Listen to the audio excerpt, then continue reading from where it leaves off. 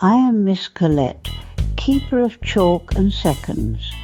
At dusk, in a cosy, magical library, I found a nameless boy between the stacks, breathing patience into minutes.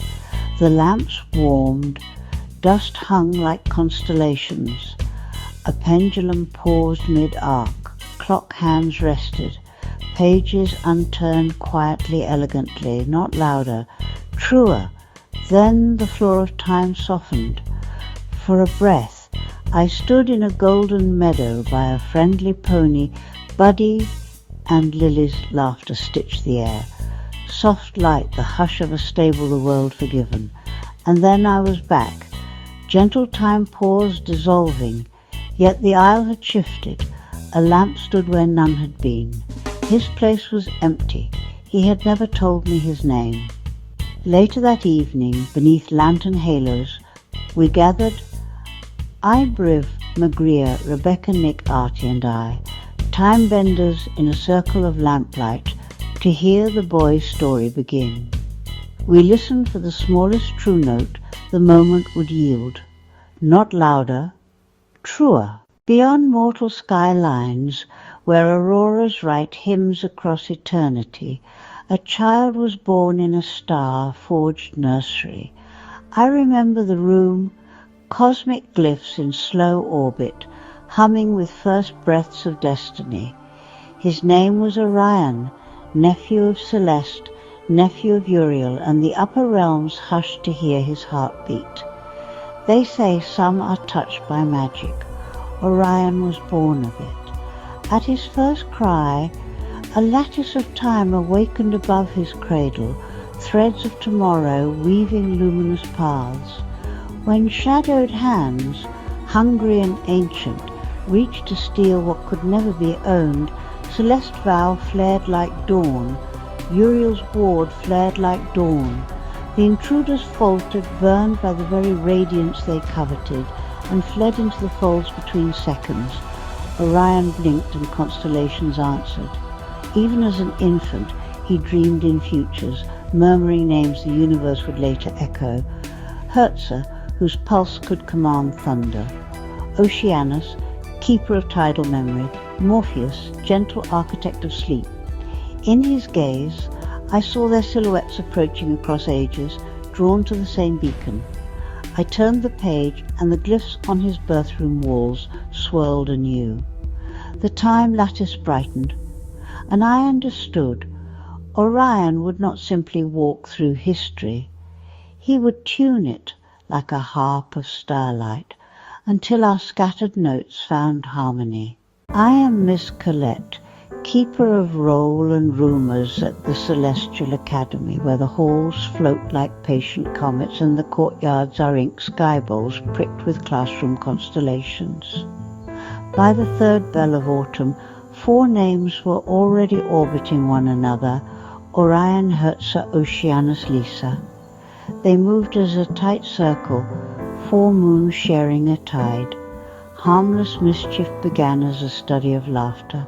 Weightless books drifted like jellyfish through lecture atrium 3. Quills scribbled their own extra credit. Doorways politely relocated. Hertz's pulse trick, snap of fingers, a friendly thunderclap, made first year squeal and cheer. Liza, bright as a struck match, pushed boundaries wider, coaxing sparks into showers that rained harmless stars over the ink sky courtyards. Oceanus was the ballast, calling the pranks back before the tide turned, but even he smiled when the statues applauded. I saw Orion in the middle of it all, steady, amused, a conductor who pretended he wasn't. He watched Hertza with a curiosity he saved for rare phenomena, the kind that tilts a compass. In the glow between lanterns, when laughter ebbed, I caught him admitting something only to himself. The pull he felt wasn't just toward magic or destiny. It was toward a boy with thunder at his fingertips. As nights cooled, the playfulness thinned, and other currents took him. At his dorm window, quiet, high, a square of soft starlight, Orion journaled in meticulous constellations of ink. glancing across the scatter of lights where Hertz's silhouette moved like a familiar storm on a far horizon. That was when the dreams began to trouble him, not the bright prophecies of childhood, but knotted ones. Corridors folding on themselves, a harp of time gone subtly out of tune, names he'd once whispered now dimming or arriving wounded. By morning, he laughed with the others and steadied the drifting books as though nothing had slipped. But I kept the attendance of his silences. Mischief had introduced them to each other. The dreams would test what they had built. I am Miss Colette, keeper of roll and rumours, and lately of ripples that refused to lie flat. The first ripple came in Orion's sleep. His journals could not hold it, so the night unfolded a map, a dream sea, black as polished ink, where branching star paths lapped at his ankles. He followed one gleam to Herzer, my thunder-bright boy, walking a road that darkened underfoot, constellations dimming like thoughts he would not share. Orion reached for him, but the path split again and again, until even echoes had to choose. By morning he wore his steady smile, the conductor pretending not to be, but I took the attendance of his silence and found it absent of peace. He sought Oceanus at the moonlit canal where the water keeps confidences. They sat with their reflections unblinking, Orion warning him in careful phrases, the kind that circle the truth without breaking it. He spared Herzer the weight of a prophecy's name, offering only the weather report, clouds, not condemnation. Oceanus listened, as he always does, tied true, promising to watch the horizon with him, no questions demanded, no faith withdrawn. And then, a smaller, stranger current, a storefront at dusk, glass breathing out the day. A shop lantern flickered, and in that ordinary flame I saw it, my own aura rise, like dust caught in sunlight, a hush of lavender gold threading my wrists. I, Miss Colette, librarian of attendance, discovered that I was also being counted by something larger. The doorbell chimed as if to mark the hour, gentle foreboding, compassionate restraint. This is how the season turned. Mischief had introduced them. Now, the dreams began their tutoring. How to love a friend at the edge of a darker road. How to speak softly to the storm. How to notice when even the keeper of rumours starts glowing in the lamplight. I found Orion not in a tower, but behind a bell, behind a broom. A street of rain, silvered cobbles, evening, pooling in the gutters, a humble time curio shop breathing tea brass. The sign swung. The lantern shop. He was polishing a glass globe hands like someone tending an altar, ordinary motion's holy patience. Miss Colette, he said, and the door chimed like a patient hour. You've begun to glow. He offered a lantern from the counter, hand steady, mentor soft. I took it. My wrists answered, lavender gold unfurling like a ribbon. He guided my fingers to the wick, then to the shutter. Not brighter, he murmured. Truer, the room side open. Constellations spooled onto the ceiling beam, stories mapping themselves across varnish and dust. I felt the tug to blaze. He taught me the dimmer. We shape light to serve, not scorch. Rain stitched the windows. Eyelids slipped in, coat damper, time compass cupped to his chest like a nervous bird. Its face jittered with shy norths. Orion knelt to the counter's warm scratch mark, set the compass between us, breathed with it. Slow, exacting. Cadence before course, he said. He tapped the bezel in a rhythm I recognized, heart-tied breath. Gears answered in impossible harmony, teeth finding teeth that weren't there a moment ago. The needle quit fretting, aligned as if soothed by a lullaby. Orion handed me the lantern, now tamped to a faithful hum, placed Eilif's compass beneath its quiet spill. Each of us is an instrument, he said. We don't conquer time. We tune to it. Outside, rain kept time on the cobbles. Inside, 3 small lights learned to listen. We followed the rain to the bones of a cloister storm-lit hollow. My lantern held its breath. Eilif's compass stuttered like a sparrow in wind. They were already there, Morgana in storm grey, Herza robed in iron-coloured robes, waiting where the roof had given way to a shard of sky. Orion, Herza said, the name shaped like an old oath.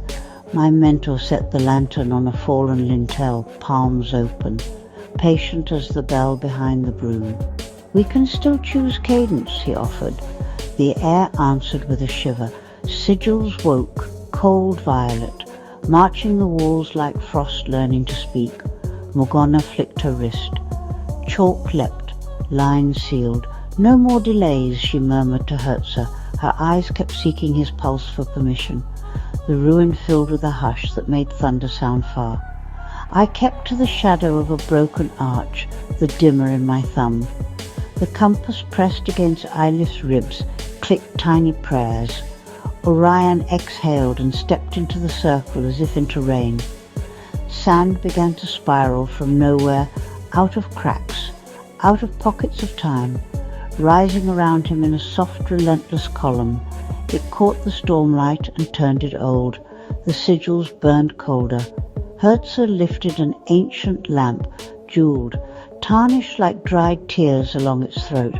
Morgana's voice braided with his, syllables struck like tuning forks. The spiral thickened. Orion's coat hem lifted. His hair learned the weather of deserts. He did not fight. He tuned. One hand touched his heart, 2 fingers resting where pulse meets vow. Not brighter, he whispered. Almost to me, I thought. Truer? The sands agreed. They drew him long. Then fine, then soundless, his outline thin to a strand of quiet. That quiet threaded the lamp's mouth. A last flare of violet stitched the circle shut. The jewelled lips drank the storm. Morgana sealed the lid with a snap as soft as a blade put away. The ruin breathed out. I saw across the cold the look he left us. Not hatred. Sorrow poured toward Herza like light that refuses to scorch. Herza stared at the lamp as if it weighed more than a city. For a heartbeat the storm paused on his lashes. Then he turned, and the violet went out. My lantern dimmed to a faithful hum. Eilif's compass stilled. We did not step forward. We only listened in case the silence had learned to speak his name. I found him again by the tide's blue heartbeat. The grotto breathed in phosphorescent hush, walls pulsed like a sleeping whale's ribs. Pearl sand sifted with each swell. There, half buried, jewelled throat dulled by salt, lay the lamp that had swallowed a storm. A webbed hand entered the frame before I dared to move. Lysander, son of Caspian and Isolde, young as a new moon, eyes wide with the ocean's old kindness. He tilted his head, listening the way reef creatures listen to ache. Not orders, no spell, no syllables, just a palm, careful as tide over stone, lifting the weight Herza could not bear. He pressed the lamp to his chest, as if warming a frightened bird. It hurts. He breathed to no one, to everyone. His thumb found the seam. Not command, mercy. A soft twist, a softer patience.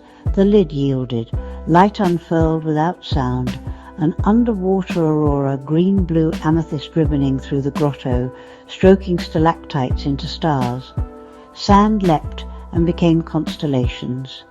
The tide answered with a fuller pulse. Orion came apart from silence like a diver returning whole. He inhaled as though the sea itself were forgiveness. No chains, only the shimmer of what had held him.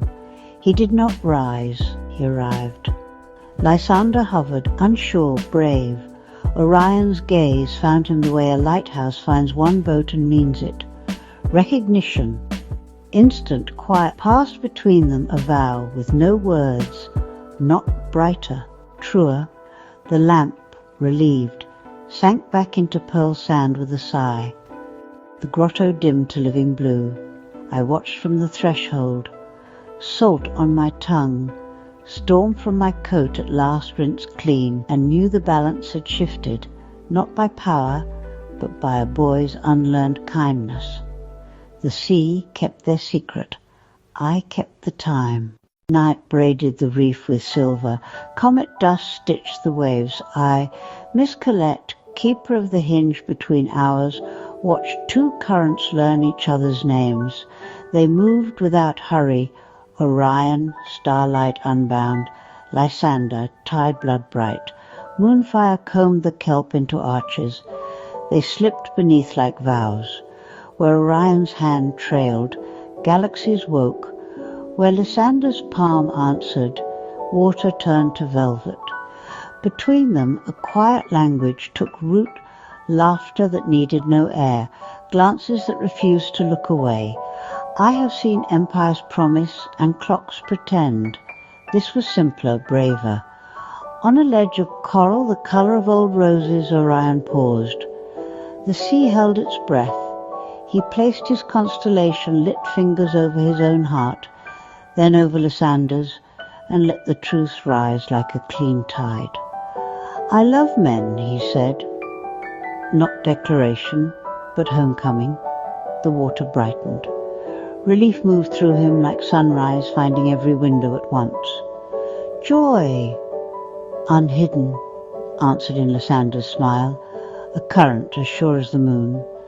They swam on, through cathedrals of kelp and lantern plankton, through arches the comets painted onto the surface above. Hands met water and stardust, interlacing, unlearning fear. The ocean wrote their silhouettes across the reef, the sky signed in light. At the drop-off, where time likes to test its edges, they turned to me without turning, aware of the watcher who keeps the ledger gentle. Together, Orion breathed. Through what the hours ask, Lysander replied. Not louder, truer. They pledged to the currents, to the drift and the undertow, to the long weave of tomorrow's tides. No rings, only the tide mark on their wrists where touch had warmed even the cold mathematics of fate. The comets faded to embers, the reef hummed a blessing. I tucked their promise between seconds where no storm can bruise it, and let the record show an unlikely pair became the map. Love read it aloud, and time for once followed. Night loosened its braid, and I walked the hinge to a cliffside shrine where the waves learned to speak. Astral wind bells answered the tide, each chime a syllable of yesterday, each hush a promise not yet spent. Orion climbed beside me, salt and starlight still soft on his hands. Waiting at the stone rail were two old constellations given faces. Oceanus, shoulders broad as harbours, Morpheus, eyes carrying the restful dark. We did not bow. We smiled the way alumni do at a joke that took years to ripen. The bells rang us backward. Corridors comet lit quads Oceanus, launching paper boats that turned to gulls. Morpheus painting naptime across unruly skies. Orion laughing, ink on his wrists. Me sneaking extra minutes into their pockets. Then forward again to the present, where laughter knew how to share a room with gravity. Oceanus pressed his palm to the wet stone. The sea translated his counsel. Herzer is drifting, the breakers said, not by wind, but by a weight he calls truth. Morpheus set a dream moth on Orion's sleeve. Anger will keep you awake, he murmured, but only compassion will let you see. I felt Orion steady. The storm on the horizon was not weather, it was a name in trouble. Herzer wandered there, lightning threading the edges of a boy we used to shepherd through star charts and curfews. Do I go as judge? Orion asked the bells, or perhaps himself. Oceanus answered with a tide that did not flinch. Go as harbour. Morpheus touched his brow. And carry a light that even sleeping eyes can sense. Orion looked toward the distant bruise of cloud, his jaw unarmed. I marked the shift. The bitterness he could have chosen folding itself into a small, clean pebble he placed back on the shore. Compassion, instead, in both hands. We were children once, he said, more memory than speech. We learned the same constellations, and we are custodians now, I finished, of how those stars are used. The bells went quiet. The waves exhaled. Oceanus clasped Orion's forearm. Morpheus nodded the oath into the soft of the world. We stood as solemn present-day allies, stitched to our laughing younger selves by a thread that did not break. When Orion turned to the path, the shrine breathed him a blessing. I tucked it beside the promise from the reef and watched him face the storm, not to erase what Herzer had become, but to remember him into the light. The sea kept speaking after he left. I kept listening. I found Orion at the lip of the storm, where Herzer's name had grown teeth. Morgana stitched shadows into orders. Rain opened its throat, then stilled. Each drop hung like a question. Orion stepped through the stillness like a library aisle, choosing which second to open, which to close. Judge me then, Morgana hissed, her sleeves full of unmade harm. Orion did not lift a blade. He lifted a boundary. Time bowed to his hands. The town square became a quiet bell. Protective sigils unfurled from his breath and circled the gathered faces. Fishers, children, the baker who loved dawn, each marked by a soft geometry that refused to let them be broken. Morgana flung a cruelty, and it hit a pause where mercy had set the clock to listen. The spell unravelled against the sigils in pale hushes of light. Orion's gaze steadied. No blood, he said, to the night, to himself, to the boy we once tutored under skylights and gentle curfews. Herzer stood between thunderheads, mask lacquered with the bravado of bad choices. I called his name like bells call harbours. Orion reached him with an open past in his eyes. We mapped the same stars. I won't use them to erase you. A rivulet found Herzer's cheek and paused there. The mask cracked along an old laugh line. He looked at the townsfolk luminous behind their wards, at the sigils that held without hurting. One tear travelled the fracture fell, and hissed where it met Orion's circle. Steam lifting like a small ghost of yesterday. Morgana spat disdain and reached again for ruin. Orion refused to mirror her. He shifted the minute, laid it gently sideways. The strike landed in a future already forgiven, never touching a throat. Leave, he told her, voice like a harbour wall, firm, made of centuries, or learn the language of restraint. She tasted the futility and recoiled, denied, not defeated. Herzer trembled between roads. I watched the boy in him count constellations he'd almost forgotten. Come as student, I whispered, or go as storm. The sea will remember both, but only one will bring you home. Orion lowered his hands. Time resumed in a sigh. The raindrops completed their sentences, gentle now. The sigils dimmed to a keepsake glow on grateful skin. Herzer did not kneel. He nodded, barely, and stepped toward the possibility that didn't hurt. Morgana vanished into her unlearning. Compassion held the square longer than thunder. When the wind changed, it smelled like new chalk and old friends. I tucked the moment beside the shrine's blessing and kept watch as Orion chose, again, the work past victory, to mend what power could have shattered. Dawn found us on the library's ocean-facing terrace, the night rinsed clean of thunder. I spoke softly so the horizon could overhear. I am Miss Colette, keeper of chalk and second chances. Orion stood with Lysander at the balustrade, where salt lifts the ink from old maps. Their palms met, no oath, only a promise. Between them, time didn't bow, it breathed. The circle assembled in first light. I leaf of rope, burned hands that remember songs. Oceanus, sea-eyed, smiling like a tide that chose to stay. Morpheus, lids heavy with other people's rests. The rest of our wayward constellations stitched into a pattern that holds. Behind them, the shelves kept sunrise like a reference text. Orion rolled his sleeves and resumed the gentle work, practice, not spectacle. Minutes steadied like books returned to their spines.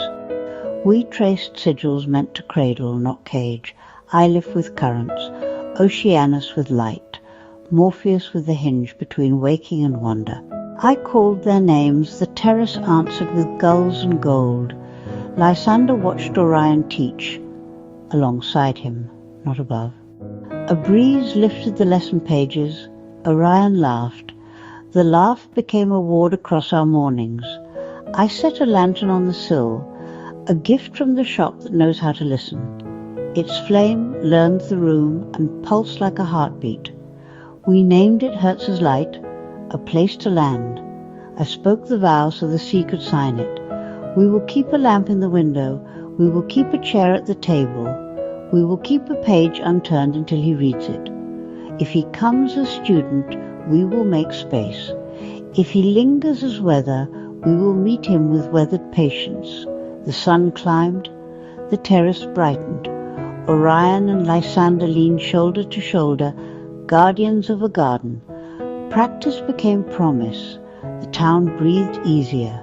When the bell remembered morning, we began again, ink drying, tea steaming, futures opening like quiet doors.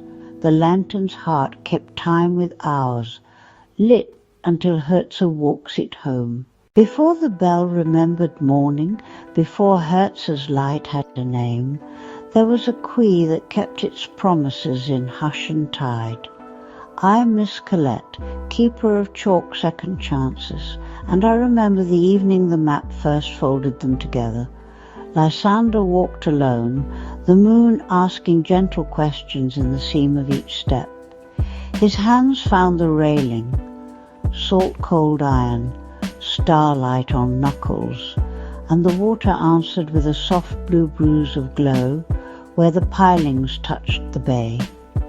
The city breathed in lamps and windows, a quiet pulse behind him. Orion approached the way night approaches a window, respectfully offering reflection before entry. No fanfare, only a shared glance that learned its own grammar. A smile tried its first footing between them. Not an announcement, a recognition. They stood in silhouette, shoulder distance measured by tides and patience. Lanterns stitched a path along the quay. One flickered like a heartbeat that hadn't learned its name yet. The constellations stayed honest, far but attentive, as if taking notes on the ground's small bravery. No words needed proving. The water did the talking, ripples widening, then returning themselves to stillness. Fingers relaxed along the rail, not touching, near enough to practice the idea. Breath found a kinder tempo. The city lights kept time without asking for more. I watched from the edge of their beginnings, the way a librarian watches a book choose a reader. Nothing larger than a yes happened, which is to say, everything did. A first meeting that didn't hurry its own miracle, the evening holding a lantern low so their eyes could meet without squinting. When they finally moved, it was together, the quay returning their footsteps like a quiet chorus. Tomorrow would have its work, its vows, its chalk, but this was the chapter that taught the margins how to glow. Not louder, truer beginnings. I am Miss Colette, counting evenings instead of bells. They kept returning to the same bench with its tide-polished slats, to the same shoreline that remembered their footsteps by heart. The city dimmed its questions. Time for once behaved. Thermos lids clicked like small vows. Steam rose, sweet and salt together, and their laughter found the quiet places between waves, smoothing corners the day had left sharp, shoulders lowered, as if the horizon itself had said, "You may rest here." On the stone steps they traded the sky, Orion naming distances, Lysander naming hush, fingers sketching constellations in the air until their lines overlapped and the myths agreed to share a page. The lanterns along the quay learned their rhythm, brightening when the stories leaned tender, dimming when silence did its good work. Some nights the tide breathed with them, inhale, exhale. Two metronomes choosing the same song. The bench became a calendar no clock understood, marked by the soft scuff of shoes and the crescent stain of tea. Clouds rehearsed, stars arrived on cue, and the moon took notes in silver margins. I watched routine become a harbour for courage, each return a small repair. They weren't hurrying, just learning the language of near. A laugh, a pause, a look that didn't ask for proof. Practice becoming promise. Miss Colette, again. The evenings taught me to trust the tide. The tide reminded me of a gentler archive, how Oceanus had watched Orion long before Bench's thermos steam. We drift back, school quad warmed by late sun, laughter ricocheting off brick. Orion in a ring of boys' sleeves pushed jokes easier shoulder bump that said home. Docks at after-class hours, gulls stitching the sky rooftops at dusk, sneakers tapping constellations. He gravitated, yes, toward brightness in familiar voices, toward the rough and ready kindness of boys being gentle. Oceanus stood removed, salt in his beard, tide lines on his palms, watching Orion's edges soften. A soft smile, refusing to turn a person into a puzzle. He nodded to himself, then back to work, hauling moonlight into the shallows, setting the harbour's pulse water, keeping what it understood. No drama. Only the sea's patient consent. A wave passes another, answers a hand, lifted in farewell boots on the dock, thudding like a heartbeat learning steadiness. The water wrote it down in ripples. Preference is not a storm to survive, only a current to recognize. The world did not tilt, it breathed. Oceanus watched, then let Orion be. A shoreline learning to hold without gripping. I filed it with the key's other true things. Quiet, durable, the kind you don't need to argue. Seen without being weighed. Miss Colette again. Quiet evenings like carbon paper, taking impressions without fuss. Hands first. Close frames. A brief hand clasp at a bus stop. No declaration, just warmth passed like pocketed heat. A notebook traded under a desk. His margin stars, their careful underlines. An umbrella tilted, shoulders narrowing into weather. Laughter soft as steam. String lights in a backyard. Faces half dark, all ease. Someone presses a book into Orion's palm. Later he returns it with a folded page of thanks. Small crushes like tide pools. Glints of feeling, self-contained, alive. Comfort and joy, never spectacle. Down the slipway, Oceanus keeps time. He sets pebbles in a line along a plank. One for a kindness given. One for a kindness received. A ledger that balances in salt and moon. No columns for guilt, no red ink. Just the rhythm of noticing. On the docks, shared headphones. A sleeve tug. The hush of a secret that doesn't bruise. He leans toward brightness. The boys lean back, gentle without naming it. A current recognized, not argued. Oceanus doesn't intervene. He calibrates, buoys aligned. Tide clock wound, the harbour's pulse, steady as a metronome for breath. The water writes it down in ripples and lets the page dry in the wind. I've learned the difference between scrutiny and attention, between weighing and witnessing. The tide records not condemns, and so the evenings pass, a touch, a laugh, A borrowed book returned with a note. Oceanus nods, adds a pebble, and the line holds. I see them in the amber hour, Orion and Lysander walking the pier, where boards remember every footfall, no speeches. The kind of quiet that fills instead of empties. Their shoulders find the same pace. Their shadows keep up. A lantern by the bait shack sputters, then steadies. Wind slips its key into the lock of the evening and turns. They don't name the change. They feel it in the way their jackets lift, in the way the water listens. They trade small things, a question, a smile, a joke that lands like a pebble and ripples. Hands remain pockets deep, but the space between them shortens by a breath each block. Stormlight bruises the horizon far offshore, polite, patient, practicing. The harbour wears its lights like low constellations. Every bulb a promise, every reflection a second chance. They stop beneath one lamp and look. One heartbeat longer than before. No vows. Only the knowledge that a door is somewhere ahead, about to swing. I mark it the way teachers mark a page, a careful underline in the margin of evening. A gull cries, the rope cleats creak, and the tide counts for them. The lantern flickers again. A quiet rehearsal for a brighter trial. When they part, it is with a softness that knows it cannot last forever. Gold turns to indigo on their faces.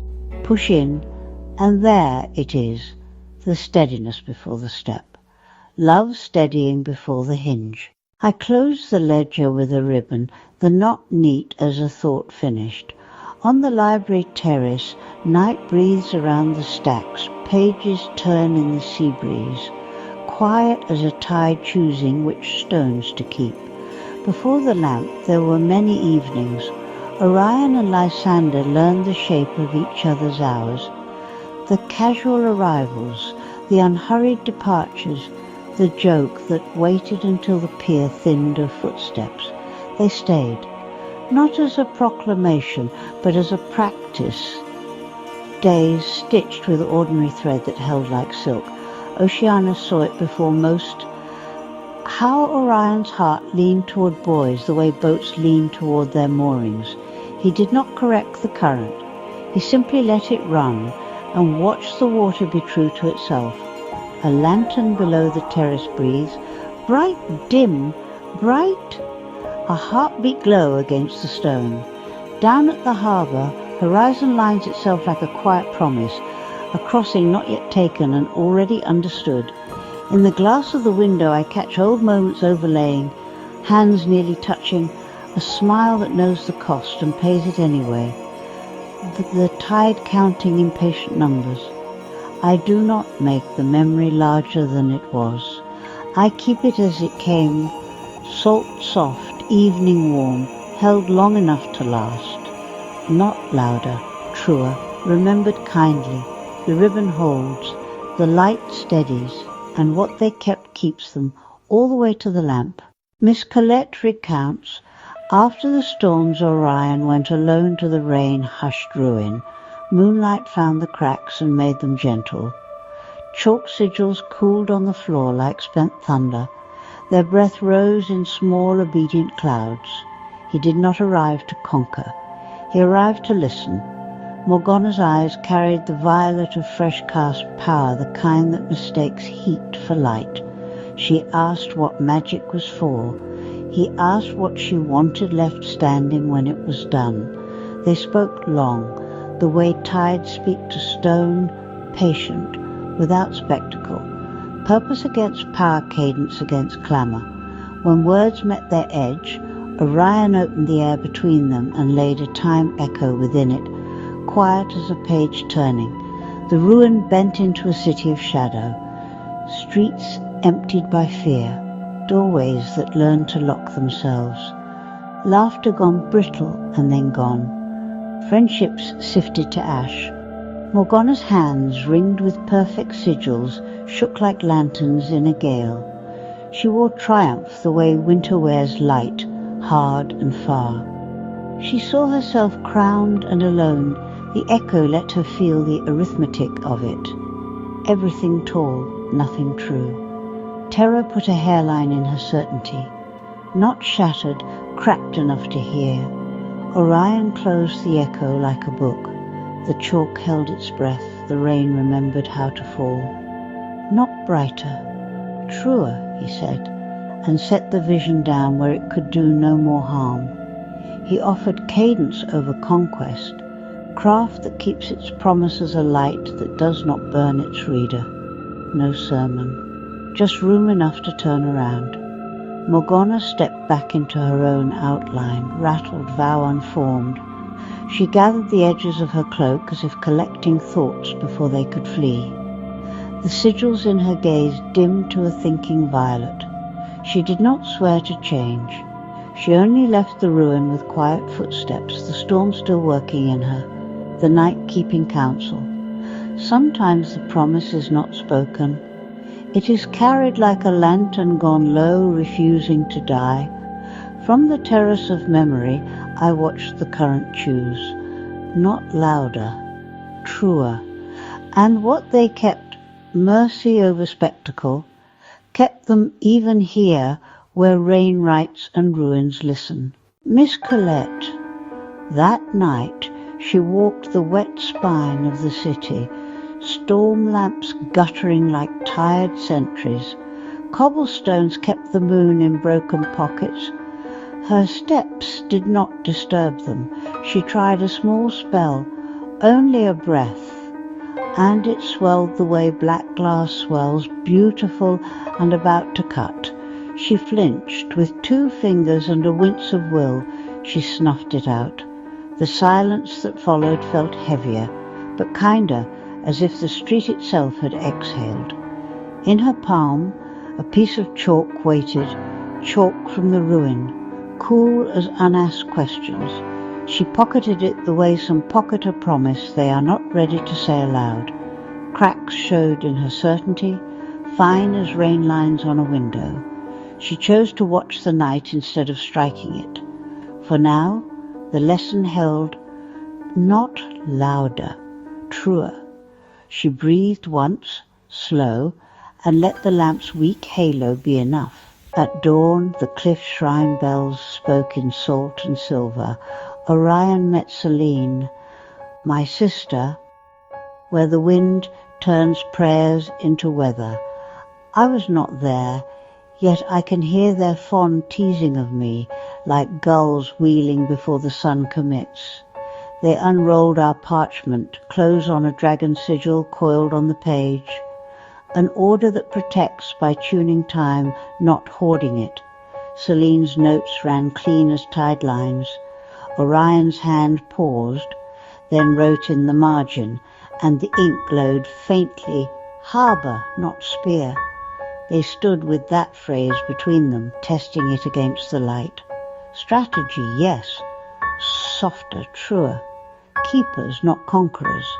They agreed to help me gather them, those who will listen for the measure before they lift a hand.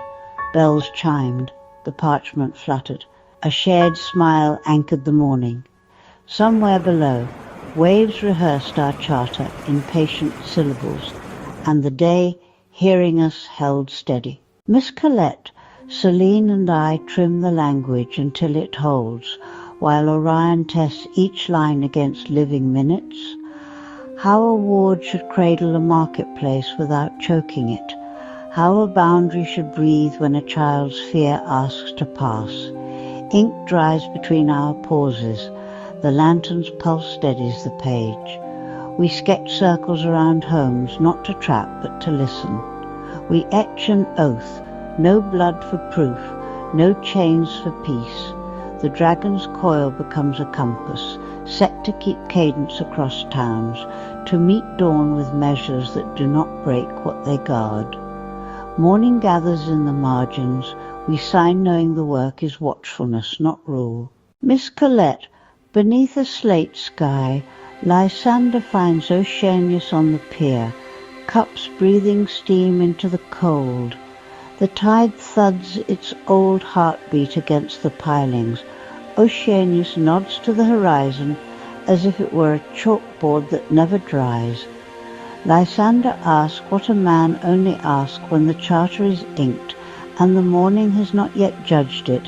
What do you know of Orion? What does he fear? Where does his compass point? Oceanus does not answer with verdicts. He answers with weathered stories the way sailors answer with knots. He taps a rim of porcelain. In the water-glass reflection, a boyhood sky arranges itself. Schoolyard constellations drawn with stubby chalk. Orion mapping quiet paths between stars so the smallest could cross the playground without being jostled. Not king of the hill, keeper of the way. Steam curls. Another frame shivers in the cup. Small rebellions. A door propped open when rules wanted it shut. Lunch shared across invisible lines adults called necessary. He never loved a spectacle. Oceanus gestures, palm open to the line of grey light. He loved the moment after noise, when a mercy could be heard. The tide lays its weight again. In the sheen below, a festival, crowd pressing for a glorious punishment. Orion stepping sideways, lifting consequence off of boyhood broken, not burned, a law. He gave repair instead of theatre, Oceanus murmurs. The pier seems to agree in its creak.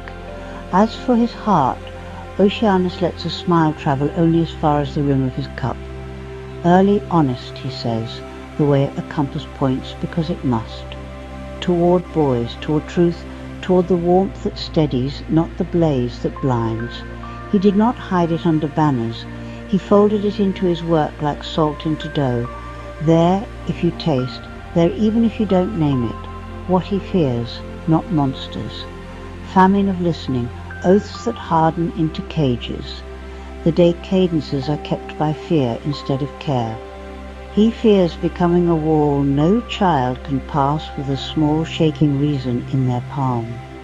Where he points, Oceanus gestures again, out in, along, toward harbours that hold without closing, toward circles that hear before they bind, toward mornings where the ink of our promises dries into watchfulness, not rule. The horizon is not a verdict, he adds, only a lesson in continuance. The cup's cool. The tide keeps time. Lysander pockets the stories like smooth stones.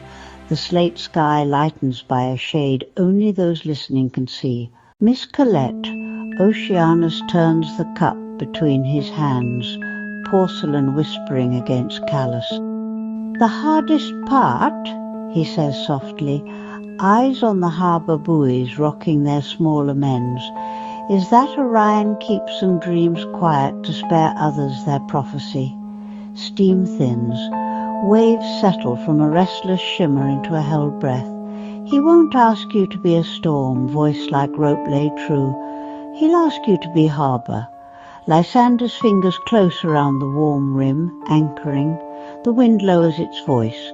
A gull stitches sky to water and lets the seam rest. Fear finds its name, then loosens. Resolve takes the empty chair. A quiet smile finds steadiness at the corner of his mouth, a lantern lit without spectacle. Harbour, he repeats, nodding, not to the horizon's dare, but to its patience. The buoys nod back, the cup cools. The oath learns how to hold. Miss Colette, Celine brings word. Our name has reached ears that prefer chains. The city holds its breath, but it does not stop breathing. On a rooftop, silhouettes lean into the wind, counting our lanterns like constellations they cannot chart. Morgana watches our lights convene and almost turns away. Almost. Her chalk finds stone, sketches a circle, leaves it open. An oath paused. A threat considering its own echo. Windows answer each other across the dark halos blooming one by one. Harbour lights, not flares. In narrow rooms, hands steady seals over paper, wax cooling like small moons, carried along quiet corridors to doors that will know when to open. We do not quicken, we don't delay. We lace streets with patience and purpose. A cadence that can't be hurried into spectacle. The half-drawn sigil waits. we let it wait. If chains are listening, let them learn our rhythm and tire. Celine's message folds into the others, a tide note among tide notes. We mark the ledger, trim the wicks, close the shutters to a careful width. Morgana's chalk lingers, wondering which way the circle means to turn. Harbour not spear. We continue anyway. Miss Colette, at the library terrace, Orion, Celine, Oceanus and Lysander align our plans. Teach wards that do not wound. Invite keepers who listen. Leave a lamp in every street that forgets its own morning. We set a date. The bells agree. Maps breathe beneath our hands. Ink tidies its shoreline. The horizon gathers colour, our resolve gathers breath. If chains are listening, let them hear the intervals we choose.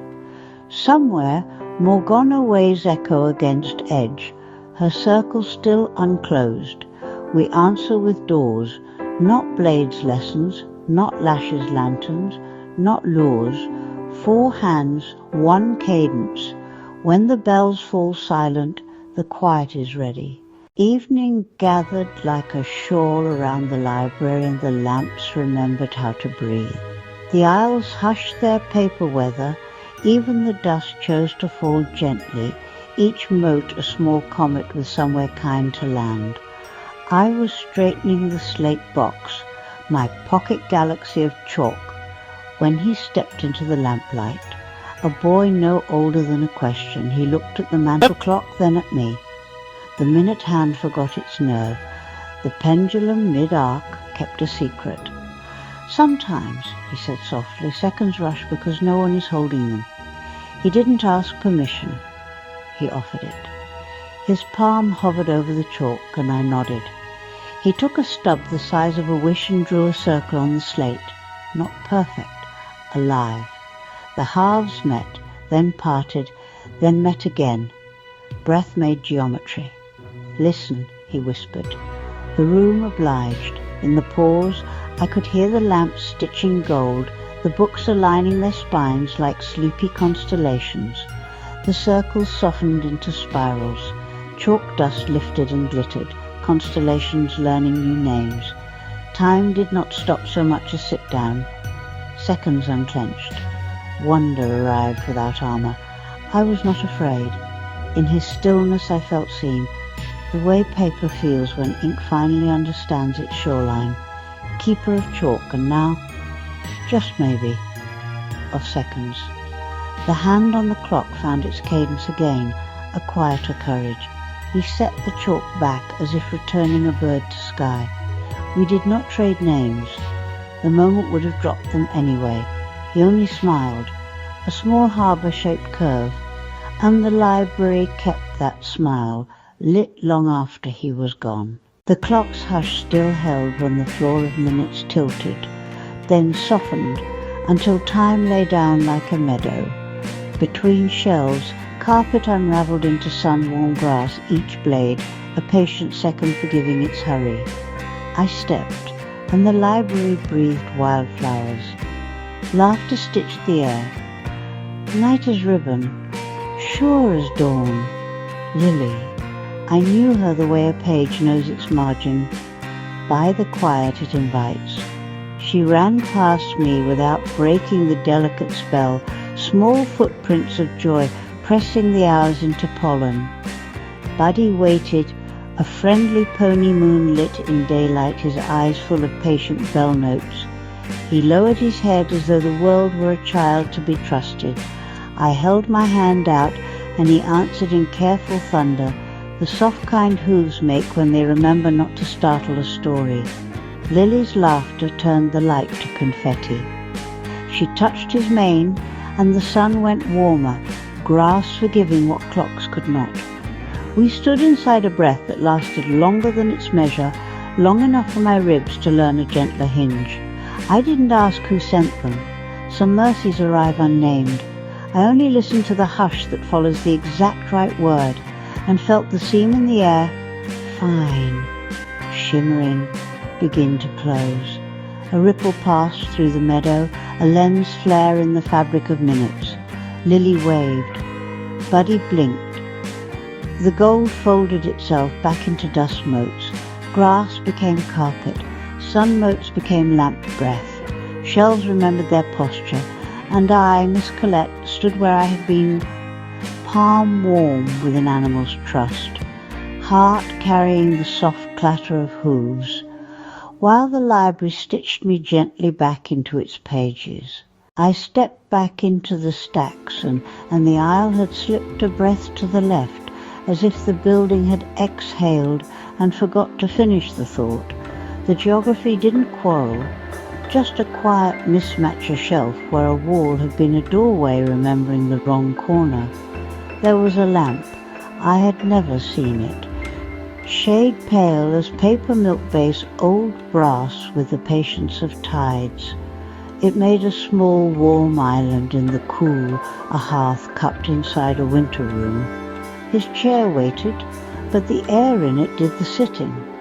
The open book kept its mouth slightly open, page corners tasting the breath I couldn't keep steady. He never told me his name. I only ever knew the weather he carried, and the way silence leaned closer when he arrived.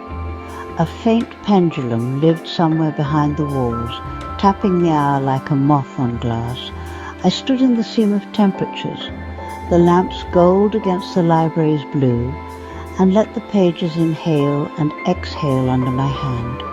I kept the moment anyway, folded it small and true, pressed into the ledger I keep where no eraser dares to wander. The chair, the lamp that wasn't, the aisle that moved. The book that listened longer than it had to. I wrote it down without ink, and the room agreed by not arguing. Night gathered the aisles into one long held breath. Lanterns put their small suns on the floor, halos overlapping like rings on water. The shifted aisle stayed one step to the left, as if time had laughed and then kept the joke. We met in the gold, a circle of lamplight stitched between stacks. Parchment waited, candles trimmed to listening. Glyphs rose like sleepy moths and hovered at the edge of seeing, patient as a second hand. "We're here to hear the boy's story begin," I said, and the room agreed by staying tender. Into the light we spoke our names as offerings. Eilif, Magria, Rebecca, Nick, Artie, and I said. Miss Collette. We took our places without touching the chairs, the way trust sits before it speaks. Shared glances threaded the circle. The pendulum behind the walls tapped time into crumbs we could follow. I opened the ledger I keep where no eraser dares to wander. The boy's first word arrived like a small true note struck from a glass rim. We leaned toward it.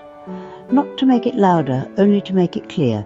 In the seam of lamp gold and library blue I held the moment steady. Names in light, story beginning. The circle promised what circles do, that we would come round again and carry the note until it knew its song. We bind as time benders, not with chains, but cadence. I feel the room take the same slow breath, and we keep it together.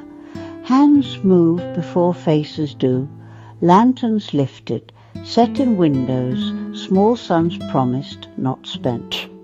Chalk finds the floor and draws a circle that cradles, not cages. It says stay, not stop. Each keeps a craft. Eilif listening, the kind that lets a word finish being born. Magria guarding, her silence standing like a shoreline. Rebecca guiding, palm hovering over the map that isn't ink yet. Nick remembering, catching what falls between seconds. Artie repairing, mending the fray no one names. And I, keeping the ledger where no eraser wanders. We vow to keep a lantern in the window for him. If he drifts, light will be a language he can read from any tide. Not louder, truer. Our map begins here, at a long table without thrones, constellations and clocks breathing softly over wooden paper, over the names we offered, Over the note he gave us, I write the vow where time can see it, the circle holds, the cadence keeps, and the boy will not have to cross the dark alone.